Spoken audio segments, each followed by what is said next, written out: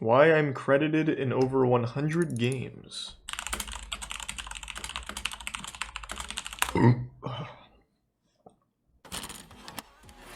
Press X to honk.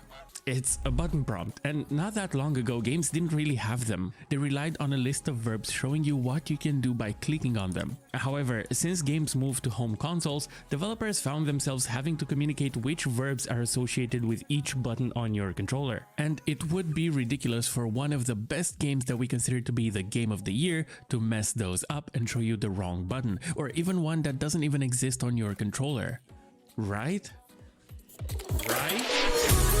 Who fucked it up? Is it Balan Wonderworld? So this has been a thing that bugged me for a long time now, and I have set it as my personal mission to improve the state of button prompts in this industry. So there will be a little gift at the end of the video. Now, even though consoles entered the household in the early 70s-ish, it took a long time until standards were put in place. Most developers were kind of winging it, even in the late 90s, experimenting with nightmare fuel radial menus or aiming with the page up and page down buttons in some shooters. Classic. The golden age, baby.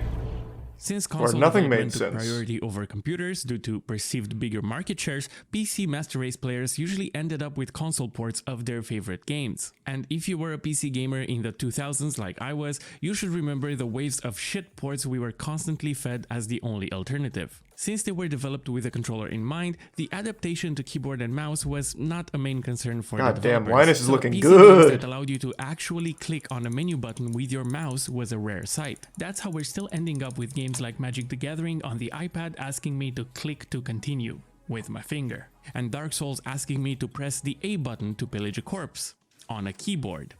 In Sonic Generations, not only does the game ask you to press a button that does not exist on your keyboard, but the developers lock themselves into that decision by having the button prompt baked into the voice line. Press the X button here to use the sandwich to break through the rocks and continue on. Those idiots. I cannot recommend any developer do this, as it creates a ton of problems in the future when it comes to accounting for multiple input methods. And the Makes you solution some to this garbage is ass. fairly simple. You have to make your game actively check for what type of input is being used and swap button prompts accordingly. I know this because I've done it myself. In my game Move or Die, we accounted for every major controller. Wait, whoa, brand, whoa, and whoa, we whoa, whoa, whoa, wait.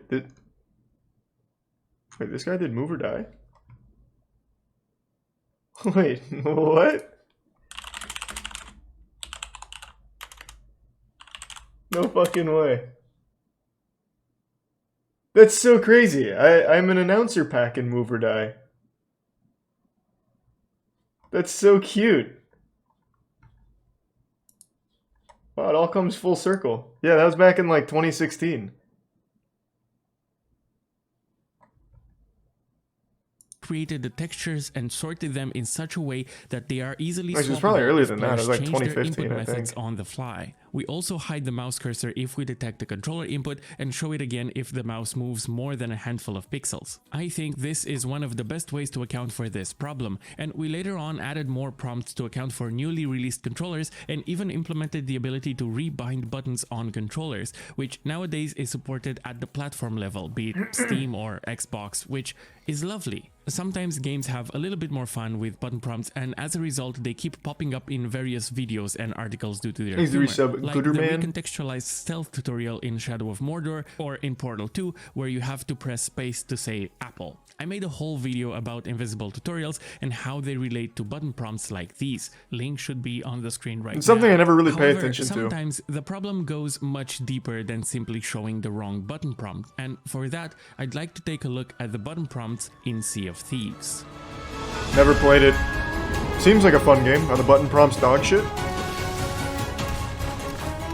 Developed by Rare, Sea of Thieves is an amazing adventure game. It has stunning water graphics, a gorgeous atmosphere and exciting gameplay, and a masterclass in diegetic mechanics. However, it is an absolute disaster when it comes to controls. Not only does it have inconsistent button prompts, but they are functionally different from one input method to another on the same platform. For example, I'm playing it on PC, and if I use a mouse and keyboard, as it is standard with any PC game, going back from using a cannon requires me me to press the interact button, while going back from interacting with a barrel requires me to press a different dedicated back button. And for some reason, backing out of the armory uses the escape button. Those are 3 different buttons I have to memorize. That's in order interesting. to I wouldn't have simply even paid back attention out to of an that. action. While if I were to use a controller on the same PC game, all those actions are mapped onto a single convenient button. Just because an input method has more buttons than another doesn't mean that a single action should be spread across multiple buttons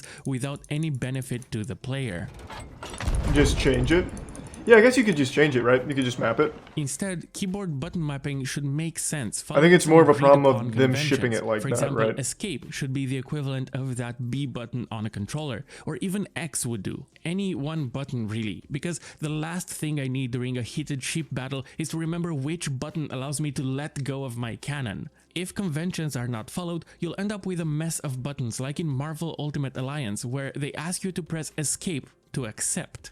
I think developers should minimize the difference in advantages between input methods as much as the game design allows, especially in a competitive online multiplayer game. The troubling thing is, this is one of the smaller problems Sea of Thieves has when it comes to button inconsistencies. And if you'll allow me, and bear with me, I'm about to go on a little tangent about some of the problems and inconsistencies I've noticed in this game. Hey, let it ride. I haven't played the game. I don't care. Secondary. You can shit on it. Woo! Coming in hot. In Sea of Thieves, players have a regular interaction. Goddamn, my man, you've been asking for about 3.5 hours now if I hate JoJo's Bizarre Adventure. Are you like part of their PR team? Why do you care so much, man? No, I don't hate JoJo's Bizarre Adventure, but I didn't really like parts 3 and 4 that much. Goddamn. What is going on? Why is that so important? I like parts 1 and 2 more than 3 and 4. I know it's like not the most normal take, but Jesus. Button, let's call it I, and a secondary interact button, and we'll call this one S. If you want to use your lantern to light up a small fire for some fish cooking, you use the interact button. But if you want to light up a flame in a vault using the same lantern, you use the secondary interact. Weird. Yeah, I still need to watch part 5. Different buttons. Very confusing. I plan on doing that pretty soon. Can you guess which button you can use with your lantern on this flame? That's right, resub high both def. of them.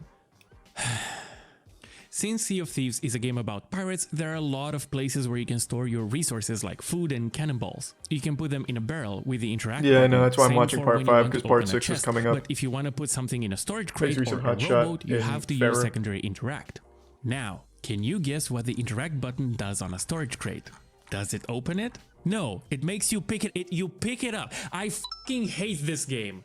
No. A solution to this inconsistency Anyone else have would this be problem to or ensure no? that the most common interactions with objects, like opening a crate, are done through the same single button. The important part here is to make sure it's consistent throughout all your game's interactions. And any additional actions like picking up that crate could be done by holding down the same button. One of the more frustrating inconsistencies is when the game outright teaches you in the first 5 minutes of the tutorial that you use interact to talk to a character, only to realize that most characters actually use secondary interact to talk to them in the real game. Except for some of them that use the regular interact button.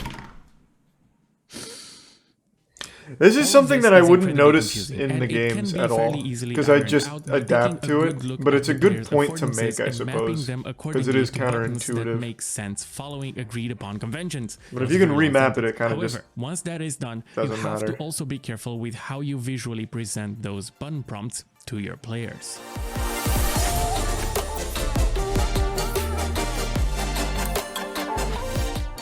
Now, it's important to have your button prompts be as clear as possible. Some developers try to create them in the same art style as the rest of their game, but sometimes it's to the detriment of the player's understanding. For example, when I first saw this prompt, I thought I had to press the right mouse button, because that's the one that stands out to me. I think it's probably not a good idea to use darker colors to highlight the button you want your players to press. Instead, I think this communicates the correct button in a clearer way. And then there is the consideration of showing a single button or all the buttons with the intended one highlighted. With this method, players Prime, don't have Gang to Zero. memorize the symbols on each button you want them to press, since they only need to know where the highlighted button is in relationship to the other buttons on the controller. However, you might encounter some problems accounting for the controller orientation on platforms like the Switch. Oh, and if your game has too many things your players can do, instead of creating additional buttons to account for them, you could fix some of those problems with contextual buttons.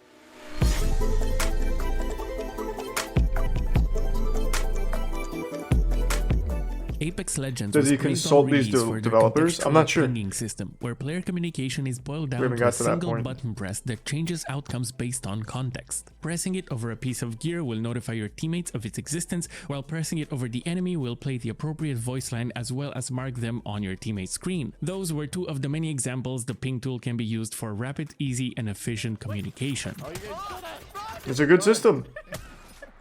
Back in the mid-90s, King's Quest and Monkey Island consolidated the outdated list of verbs from previous adventure games Thanks, into a Resub Wally. simple Yeah, I'm still contextual watching One Piece. three-button interface represented My by the opinion hasn't equivalent changed. of a hand, eyes, and a mouth. The reason these On episode contextual 46, interactions I'm are not far. great is because they rely on agreed-upon conventions, and therefore we already have a basic understanding that using a mouth can be used to talk to someone but also to eat something, and the same applies to the other two. Sea of Thieves kind of has a contextual button where you can press it to cycle through instruments. This is one button that allows you to access multiple instruments with one action. However, these have little to no mechanical use in-game. The thing is, the game never teaches you that this button exists. You have to find it yourself by digging through the key rebinding menu. What the game does teach you is that you can reach those instruments by navigating a series of nested radial menus, where you can find a nested menu within a nested menu, and it's just a mess. I think no game should ever do this. It's annoying to navigate even on a controller. What, a radial menu? In order to push a bit further on I've this never had a concept problem and with a take radial advantage menu. of contextual buttons, I think that's more a have preference mapped relevant thing. in-game tools to function buttons on my Thanks, Resub keyboard, Steppy. and through a little script, I made certain buttons cycle through certain tools. I have set Yeah, it's them up super in sad, such a way Jam. that they are bundled up Fucking in pairs wild, that really. make contextual sense. For example, if my ship took some damage, I can press B to bring up my bucket Oh, and throw nested some water radial out. menu, And gotcha. I can press B again to bring up my wood board so I can patch up those holes. If I keep pressing B, it simply cycles between those two tools. If I'm looking for a treasure, I can press C to bring out my compass and press C again to take out my shovel. I hope you see how this is way more useful. I have one of these clusters for every scenario the game throws at me, be it fishing, combat, riddles, so on and so forth. So yes, I use custom scripts to make my life easier. Now, is this cheating? Is it I'm bannable? sure you're gonna let me know in the comments below, and we can figure this out together when I'll inevitably make a video about anti-cheat. Until then, the conclusion is that this little modification to how buttons work in Sea of Thieves made my gameplay experience significantly better, and it was done with the type of button that is already supported natively in the game. However, the game does not allow you to natively create such I'm not clusters dropping of One tools Piece. other than the already provided One Piece is doing instruments what I menu, needed to and do, I which is really put me to wish it sleep. did. But enough about Sea of Thieves. We're And approaching when I the do end of the finish an video, episode, and it's I like, oh, promised okay, that a was little alright. gift, didn't I?